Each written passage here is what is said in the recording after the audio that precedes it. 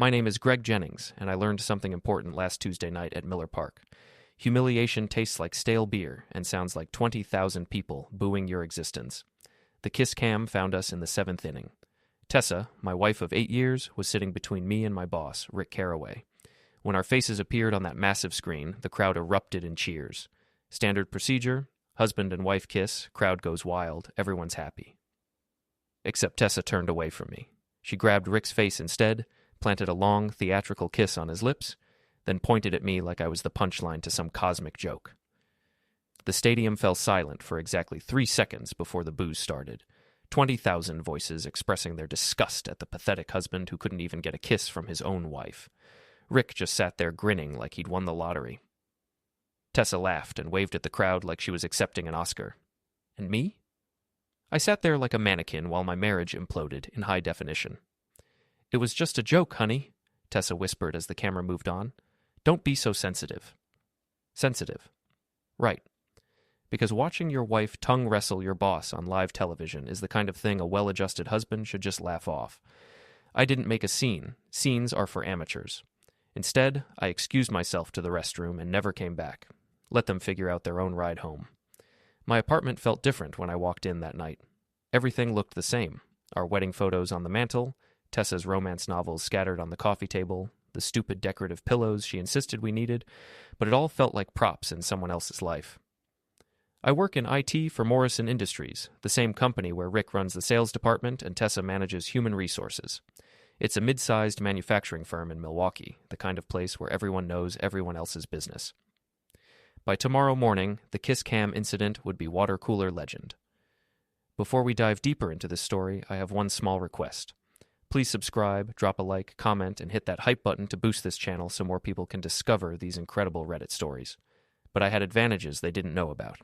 8 years of marriage to an HR manager teaches you things about workplace politics. 15 years in IT teaches you things about digital footprints. And a lifetime of being underestimated teaches you patience. I fired up my laptop and started digging. Morrison Industries has security cameras in every hallway, every conference room, every entrance and exit. As the senior IT technician, I have administrative access to all of them. Funny how nobody ever thinks about the guy who maintains their systems. The footage from last Thursday was particularly interesting. Conference Room B, 6:47 p.m. Most employees had gone home, but there was Tessa, still in her professional blazer, and Rick, still in his expensive suit. They weren't discussing quarterly reports. Rick had her pressed against the conference table, his hands tangled in her hair. Tessa's legs were wrapped around his waist. The kiss lasted 43 seconds. I timed it. There were more files. Emails between their personal accounts routed through the company server. Hotel reservations made on Rick's corporate credit card. Gym membership records showing they'd been working out together for 6 months. My wife wasn't just cheating on me.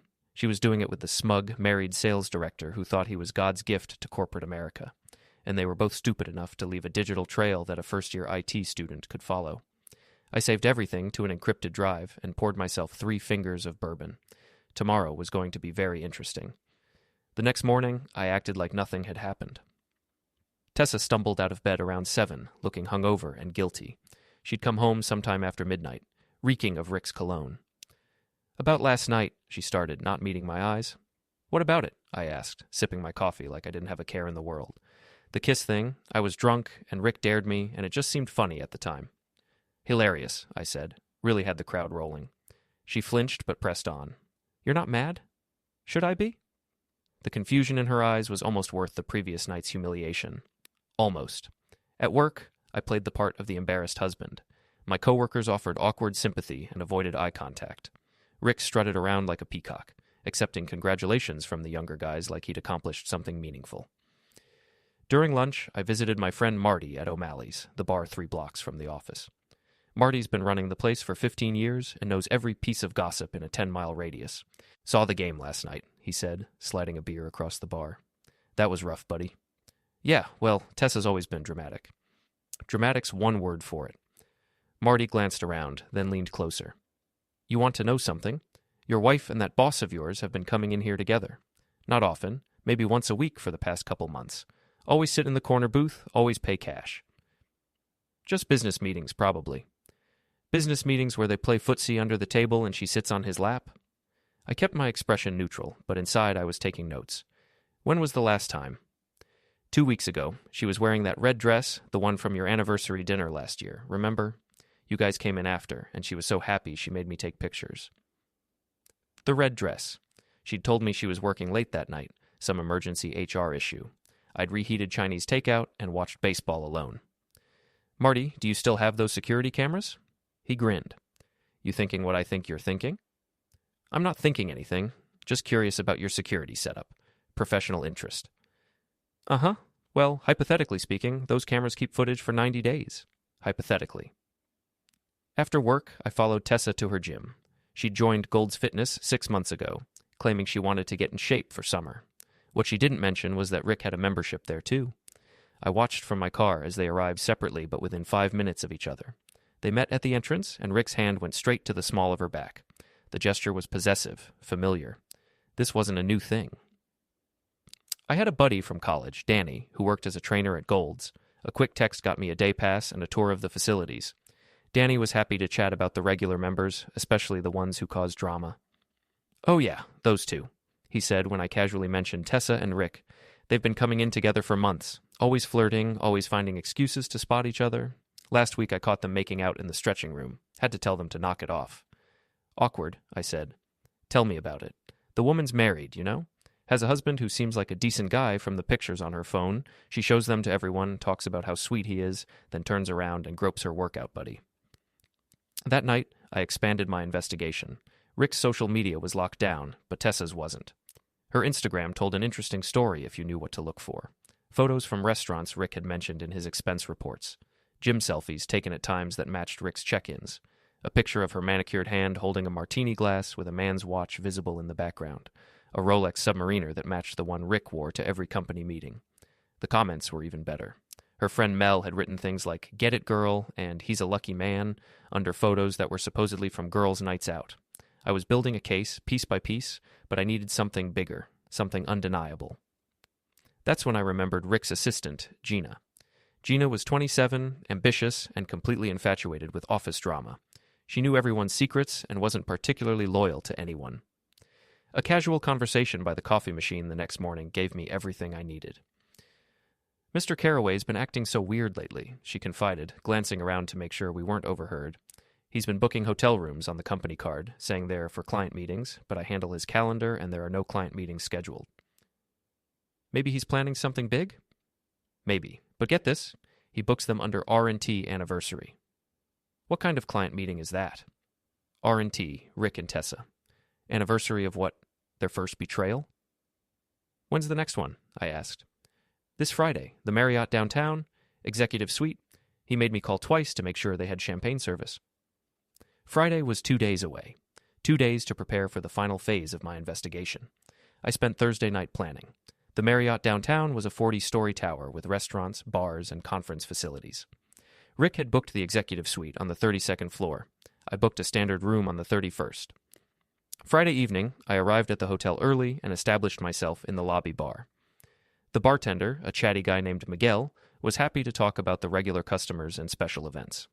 I nursed a whiskey and waited. Rick arrived at 7:15, looking like he was heading to a board meeting instead of a rendezvous with another man's wife. Expensive suit, fresh haircut, that smug confidence that made me want to punch him in his perfect teeth. Tessa showed up 20 minutes later.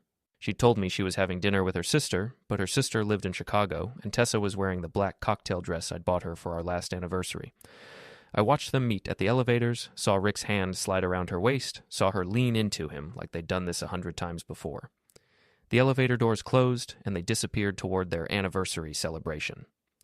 I gave them 30 minutes, then made my move. The 32nd floor was quiet, elegant, designed for privacy. I found their suite and positioned myself in the hallway, pretending to take a business call while I activated the recording app on my phone. The walls weren't soundproof. I could hear everything. Rick's voice talking about leaving his wife, Tessa laughing about how clueless I was, the sound of champagne glasses clinking in celebration of their deception. "Greg thinks I'm working late again," Tessa said. "He's so trusting it's almost pathetic." "Not much longer," Rick replied. "Once I get the promotion to regional director, I'll have enough saved up to make the break. We can both file for divorce and start fresh." "What about Cheryl? She's not going to just let you walk away." Cheryl's got her own secrets. I've got enough dirt on her shopping addiction and her mother's gambling debts to keep her quiet. She'll take the settlement and disappear. They had it all figured out. My marriage, Rick's marriage, their future together, all planned out like a business merger. I was just collateral damage, too stupid to see what was happening right in front of me. I recorded for an hour, capturing enough audio to end both their careers and their marriages.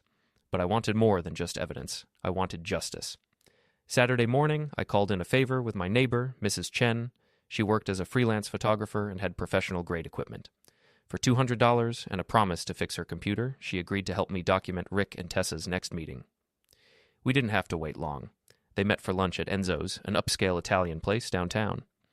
Mrs. Chen positioned herself across the street with a telephoto lens while I sat at the bar inside, close enough to hear their conversation. They were planning their exit strategy. Rick would file for divorce after his promotion came through. Tessa would wait 6 months, then file citing irreconcilable differences. They'd both claim the breakups were amicable, professional, mature. The key is making sure Greg doesn't suspect anything until after the papers are filed, Tessa said, twirling pasta around her fork. If he finds out about us beforehand, he might try to cause problems at work. He won't, Rick said confidently. Guy's a pushover. Did you see him at the baseball game? Just sat there like a beaten dog. Still, we should be careful. He's smarter than he looks. Smart enough to fix computers, maybe. Not smart enough to keep his wife interested. They laughed like they were sharing the funniest joke in the world. My humiliation was their entertainment. Mrs. Chen got everything. Photos of them holding hands across the table, Rick feeding Tessa dessert, the kiss they shared before leaving separately. Professional quality images that would look great blown up to poster size. That evening, I made copies of everything.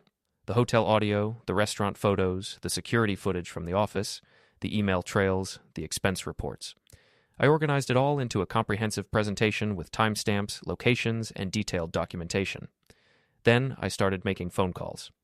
The first call went to Janet Morrison, the company's head of human resources and Tessa's boss.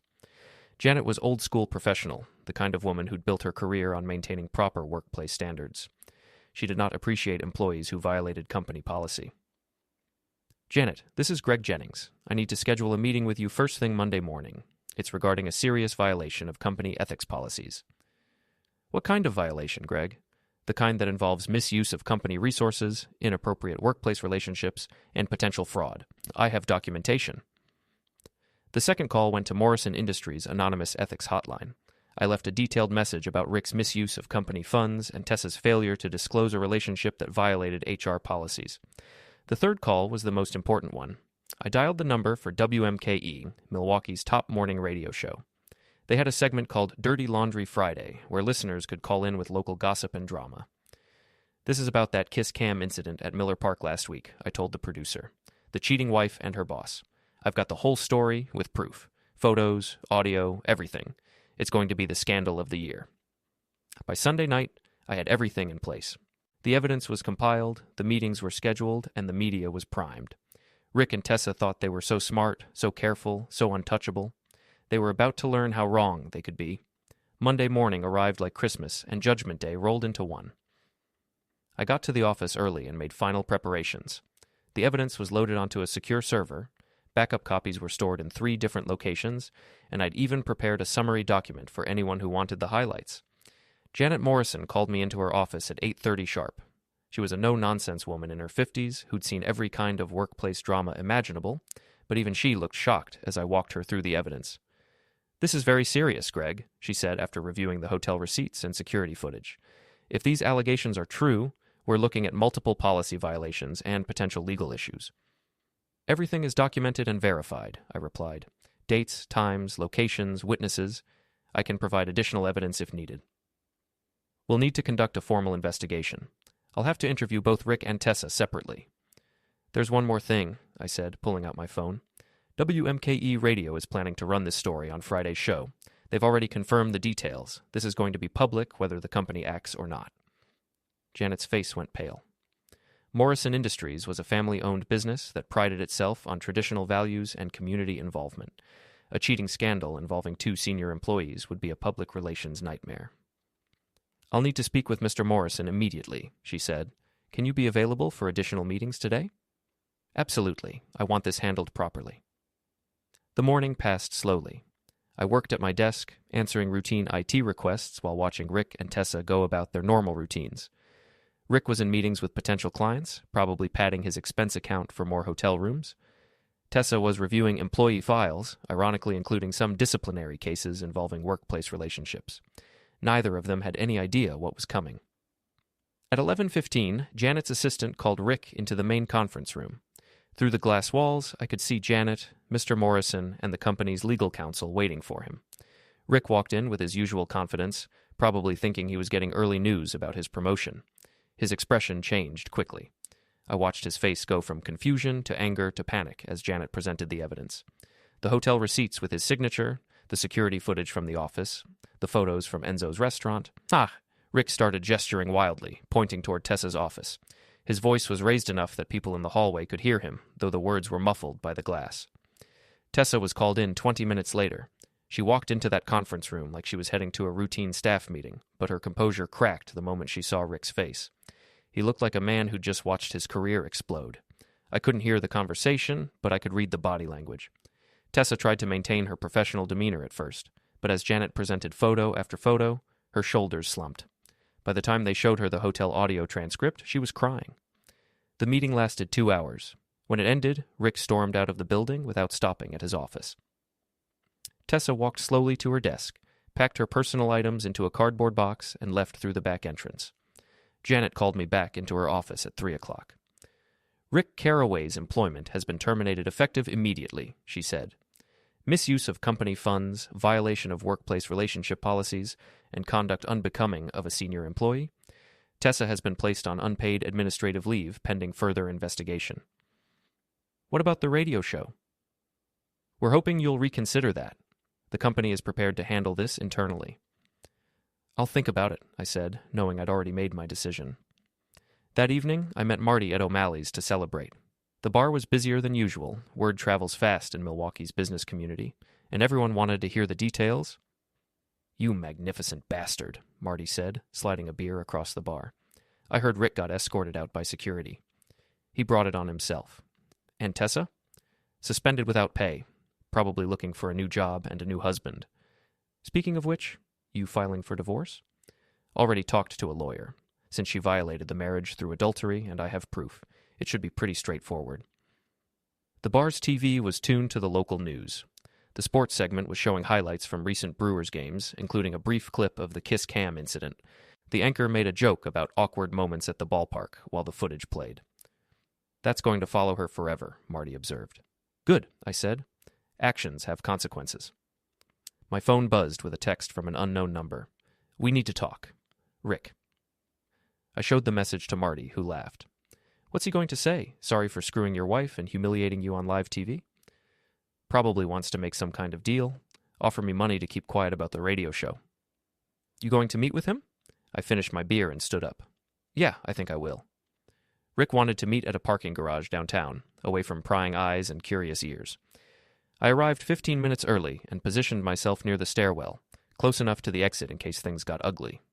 He showed up looking like hell. His expensive suit was wrinkled, his hair was disheveled, and he had the desperate look of a man whose world had collapsed in a single day. You son of a bastard, he said by way of greeting. You destroyed my life. I documented your choices, I replied calmly. You destroyed your own life. That radio show hasn't aired yet. You can still call it off. Why would I do that? Rick reached into his jacket and pulled out a thick envelope. 20,000 cash. Call the radio station, tell them you made a mistake. The whole thing was a misunderstanding. I looked at the envelope, but didn't touch it. You think this is about money? Everything's about money, Greg. You're just too stupid to realize it. No, Rick. This is about respect. You humiliated me in front of 20,000 people, screwed my wife for 6 months, and planned to destroy my marriage for your own convenience. Money doesn't fix that. His face turned red. You want to know the truth? Tessa came to me. She was bored, unsatisfied, looking for a real man. I didn't seduce her. She practically threw herself at me. And you just couldn't resist. Would you? Look at her, Greg. She's beautiful, intelligent, passionate, everything you don't deserve. I stepped closer, close enough to see the fear in his eyes. Here's what's going to happen, Rick. Tomorrow morning, I'm calling that radio show and giving them even more details. I'm going to tell them about your wife's gambling debts, your plans to blackmail her into a quiet divorce, and every dirty little secret you shared in that hotel room. You can't prove any of that. I pulled out my phone and played a snippet of the hotel recording, Rick's voice clearly discussing his wife's vulnerabilities and how he planned to exploit them. Technology is amazing these days, I said. Digital recordings, cloud storage, automatic backups. It's almost impossible to make evidence disappear. Rick's hands clenched into fists. For a moment, I thought he might actually try to hit me. Instead, he grabbed the envelope of cash and threw it at my feet. This isn't over, he said. Yes, it is. You just don't know it yet. He stormed off toward his BMW, the same car he'd used to pick up my wife for their secret dates. I watched him drive away, tires squealing on the concrete. Wednesday morning brought new developments. Tessa called me at work, crying and begging for forgiveness. She'd spent the night at her sister's house in Chicago and was ready to work things out. It was a mistake, Greg. A stupid, terrible mistake. I love you, not him? Funny way of showing it. Rick seduced me. He told me you didn't appreciate me, that I deserved better. I was vulnerable and confused. For 6 months? It wasn't supposed to go on that long. I tried to end it, but he threatened to tell you anyway, make it look like it was all my idea. Even in her confession, she was lying.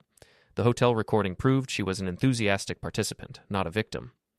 I've already filed for divorce, Tessa. The papers will be served tomorrow. Greg, please, we can go to counseling, work through this. I'll do anything. You can start by finding somewhere else to live. I'm changing the locks tonight. Thursday evening, I got another surprise visitor. Cheryl Carroway, Rick's wife, showed up at my apartment with a bottle of wine and a folder full of documents. I thought you might want to see these, she said, settling onto my couch like we were old friends. The folder contained bank statements, credit card bills, and private investigator reports. Cheryl had been documenting Rick's affairs for over a year, not just with Tessa, but with 2 other women. I hired a PI 6 months ago, she explained. Rick thought he was so clever, but he's been sloppy for years. Hotel rooms, expensive dinners, jewelry purchases that never made it home to me. Why didn't you confront him earlier? I was waiting for the right moment. When I heard about your little presentation at Morrison Industries, I knew the time was right. She handed me a legal document, divorce papers already filed, citing adultery and financial misconduct. I'm taking him for everything, she said with satisfaction. The house, the cars, his retirement account, even his precious Rolex. By the time I'm done, he'll be living in a studio apartment and taking the bus to work. Assuming he can find work. Oh, he won't. I've already made some calls to colleagues in the industry. Word travels fast in sales circles. Rick Carroway is persona non grata. We drank the wine and compared notes on our respective spouses' betrayals. Cheryl was a sharp, funny woman who'd been married to Rick for 12 years. She'd suspected his infidelity for most of that time, but had stayed for financial security. Your wife called me yesterday, she said as she was leaving. Wanted to apologize, claim Rick had manipulated her. I told her exactly what I thought of her apology. Which was? That she's a home-wrecking slut who got exactly what she deserved. Friday morning arrived with perfect weather and perfect timing. I called into WMKE's Dirty Laundry segment at exactly 9:15 during the morning rush hour when listenership was at its peak. This is about that kiss cam incident at Miller Park, I told the host, DJ Mike. The cheating wife and her boss. I'm the husband. The show went live immediately. For 15 minutes, I laid out the entire story, the 6-month affair, the hotel meetings, the company fund misuse, the planned double divorce. I didn't mention names on the air, but I provided enough details that anyone who knew us would connect the dots. The phones lit up immediately, callers who'd seen the kiss cam footage, coworkers who'd suspected the affair, even strangers who just wanted to express outrage at Rick and Tessa's behavior. By noon, the story was trending on local social media. Someone had posted the kiss cam video to YouTube with the title, Cheating Wife Humiliates Husband on Live TV. It had 50,000 views and climbing. Tessa called me that afternoon, hysterical. Everyone knows Greg. My sister's friends are calling her, my coworkers are texting me, even my mother heard about it from her neighbors. You've ruined my life? No, Tessa, you ruined your life. I just made sure everyone knew about it. I'll sue you for defamation. With what lawyer? You're unemployed and about to be homeless. Besides, truth is an absolute defense against defamation. Everything I said was documented fact. She hung up on me, but I knew it wasn't over. Rick and Tessa were desperate, cornered, and running out of options. Desperate people do stupid things. I was counting on it. Saturday night, I was watching the Brewers game when I heard glass breaking in my kitchen. I muted the TV and listened carefully. Footsteps, whispered voices, the sound of someone trying to move quietly through my apartment. I'd been expecting this. Earlier that week, I'd installed additional security cameras inside my apartment, positioned to capture anyone who might break in. I'd also tipped off my neighbor, Danny, who was a security guard and had agreed to keep an eye on my place. The intruders were trying to be stealthy, but they were amateurs. Nidoru. Rick appeared in my living room doorway, followed by Tessa. Both looked desperate and dangerous. "Where is it?" Rick demanded, holding a crowbar he'd probably used to break my kitchen window. "Where's what?" "The recording equipment, the backup files, all the evidence you've been collecting." I stood up slowly, keeping my hands visible. "You broke into my apartment to steal computer files?" "We know you have more," Tessa said. "More recordings, more photos. We want all of it."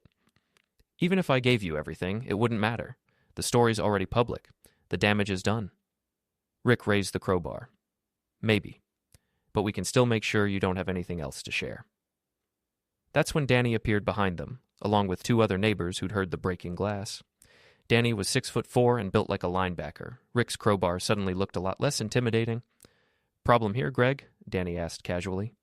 "Just some uninvited guests," I replied. "They seem to have gotten lost." Rick spun around, saw Danny and the neighbors, and realized his plan had fallen apart. Tessa started crying, the kind of desperate sobs that come when someone finally understands how completely they've destroyed their life. "Call the police," I told Danny. "Breaking and entering, attempted burglary, probably some other charges." "No," Tessa pleaded. "Greg, please, we just wanted to talk, to work something out." "With a crowbar?" Rick tried to push past Danny, but my neighbor wasn't moving. "I don't think so, Chief. You're staying right here until the cops arrive." The police showed up within 10 minutes, 2 patrol officers who took statements from everyone and arrested Rick and Tessa for breaking and entering. The irony wasn't lost on me. They'd both lost their jobs for violating company policy, and now they were going to jail for violating the law. As the officers led them away in handcuffs, Rick turned back to me. "This isn't over, Jennings." "Yeah, it is," I called back. "You just don't know it yet." Sunday morning brought the final piece of the puzzle. The Milwaukee Journal-Sentinel ran a follow-up story about the Kiss Cam incident, complete with details about the affair, the workplace violations, and the attempted burglary. The headline read, "Kiss Cam Couple's Affair Leads to Firings, Arrests." The story included quotes from Morrison Industries about their zero-tolerance policy for workplace relationships and misuse of company funds. It mentioned that both employees had been terminated and were facing potential civil lawsuits for the money Rick had spent on his affairs. My phone rang all morning. Reporters wanting interviews, friends offering congratulations, even a few job offers from companies that had heard about my thorough documentation skills. The best call came from my lawyer. The divorce papers had been finalized, with Tessa agreeing to a settlement that gave me the house, most of our savings, and her agreement not to contest the adultery findings. She was desperate to avoid a lengthy court battle that would keep the scandal in the news. Rick's situation was even worse. Cheryl's divorce was proceeding as planned, the criminal charges would likely result in jail time, and his professional reputation was destroyed. 3 other women had come forward claiming Rick had harassed them at previous jobs, leading to additional investigations. Monday morning, I returned to work as a minor celebrity. My coworkers treated me like a hero who'd stood up to workplace bullies and won. Mr. Morrison called me into his office to personally thank me for bringing the violations to light. "The company's reputation could have been seriously damaged if this had continued," he said. "Your thorough documentation and professional handling of the situation prevented a much larger scandal." He offered me Rick's old parking space and a promotion to IT manager with a 20% salary increase. That evening, I met Marty at O'Malley's to celebrate. The bar was packed with people who wanted to buy drinks for the guy who'd taken down the cheating couple from the Kiss Cam video. "So what's next?" Marty asked as we watched the Brewers game on the big screen. "Quiet life, I guess. New job, new apartment, maybe start dating again eventually." "You're not bitter about the whole thing?" I thought about it for a moment. "No. Bitter would mean I was still angry, still letting them control my emotions. This was just justice. They made choices, and choices have consequences." The Kiss Cam segment came on during the 7th inning stretch. The crowd cheered when couples kissed, booed playfully when someone was shy. Normal, harmless fun. "Think you'll ever trust anyone again?" Marty asked. "Sure, but I'll also keep better records." We laughed and finished our beers. Outside, Milwaukee was settling into a quiet Sunday evening. Somewhere in the city, Rick was probably sitting in a jail cell, thinking about how a simple dare at a baseball game had destroyed his life.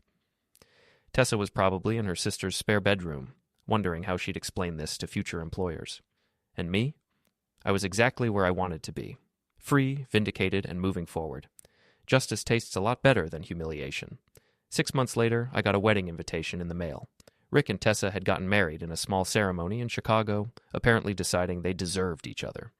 The return address was a studio apartment in a rough part of town. I threw the invitation away without opening it. Some stories end with forgiveness and redemption. This isn't one of those stories. This is about consequences, accountability, and the satisfaction that comes from proving that the underdog can win if he's patient enough and smart enough. Rick thought he was untouchable. Tessa thought she was clever. They both thought I was too weak to fight back. They were wrong about everything.